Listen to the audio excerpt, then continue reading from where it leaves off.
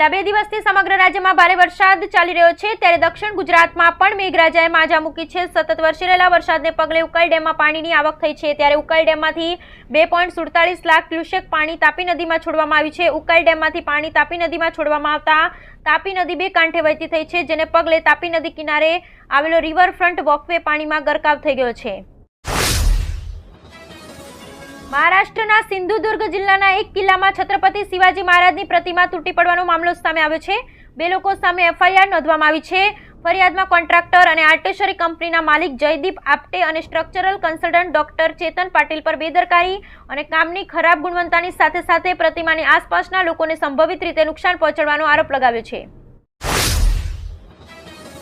છેલ્લા 48 કલાકથી સમગ્ર ગુજરાતમાં જળબંબાકાર થયું છે। ખાસ કરીને રવિવારે ગુજરાતમાં સાર્વત્રિક વરસાદ નોંધાયો છે। નદી નાળા બધું જ છલકાઈ રહ્યું છે। વડોદરા, સુરત જેવા વિસ્તારોમાં તો પૂરની સ્થિતિ સર્જાઈ છે। અમદાવાદ, રાજકોટ જેવા શહેરોમાં પણ પાણીમાં ગરકાવ થઈ ચૂક્યા છે। સાતમ આઠમનો તહેવાર ગુજરાતીઓ ઘરમાં જ ઉજવવાની ફરજ પડી છે। જોકે હજી ગુજરાતને વરસાદથી રાહત મળે તેવી શક્યતા નહિવત છે। આગામી 24 કલાક સુધી રાજ્યમાં અતિ ભારે વરસાદની આગાહી છે।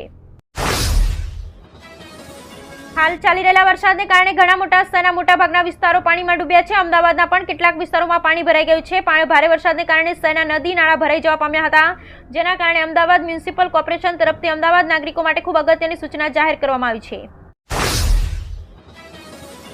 હાલ ચાલી રહેલા વરસાદને કારણે ઘણા મોટા શહેરના મોટાભાગના વિસ્તારો પાણીમાં ડૂબ્યા છે। અમદાવાદ પણ કેટલાક વિસ્તારોમાં પાણી ભરાઈ ગયું છે। ભારે વરસાદને કારણે શહેરના નદી નાળા ભરાઈ ગયા છે। એવામાં ભારે વરસાદને કારણે અનેક વૃક્ષો ધરાશાયી થયા છે।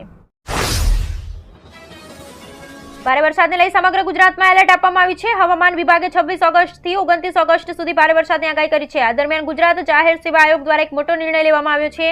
જીપીએસસી દ્વારા લેવાનારી ડીવાયએસપીની પરીક્ષા જે 28 ઓગસ્ટથી શરૂ થવાની હતી તેને મોકૂફ રાખવામાં આવી છે।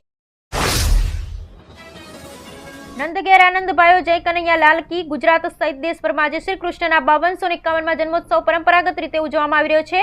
જગત મંદિર, દ્વારકા, શામળાજી અને ડાકોરમાં ભગવાન શ્રી કૃષ્ણના દર્શન કરવા ભક્તોનું ઘોડાપુર ઉમટ્યું છે। દેશભરમાંથી લાખો ભાવિકો કૃષ્ણ જન્મોત્સવમાં શ્રી કૃષ્ણના દર્શને આવ્યા છે।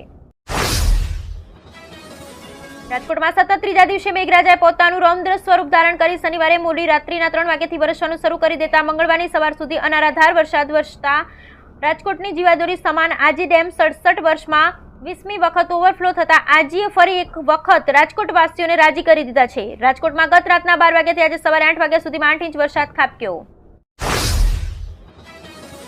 ગુજરાતમાં મુસળધાર વરસાદથી મુસાફરી પર સૌથી મોટી અસર પહોંચી છે। ઠેર ઠેર પાણી ભરાતા રાજ્યના 22 સ્ટેટ હાઈવે બંધ કરવામાં આવ્યા છે, તેમજ 3 ટ્રેનને અસર પહોંચી છે। રાજ્યમાં એસટી બસના 64 રૂટ રદ કરવામાં આવ્યા છે, જ્યારે 583 ટ્રીપ રદ કરવામાં આવી છે। સૌથી વધારે પંચમહાલ, દાહોદ, મહીસાગર, આણંદ, ખેડા, સુરત અને વલસાડની એસટીની ટ્રીપ અને રૂટ રદ થયા છે।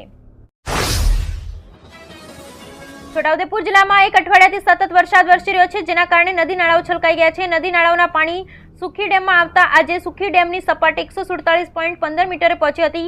રૂલ લેવલ મેન્ટેન કરવા માટે 6 ગેટ 75 સેન્ટીમીટર ખોલી 15,000 ક્યુસેક પાણીની ભારત નદીમાં છોડવામાં આવ્યું હતું। ભારત નદીમાં પાણી છોડાતા સિહોદ પાસે નેશનલ હાઈવે 56 ઉપરનો બ્રિજ બેસી ગયો।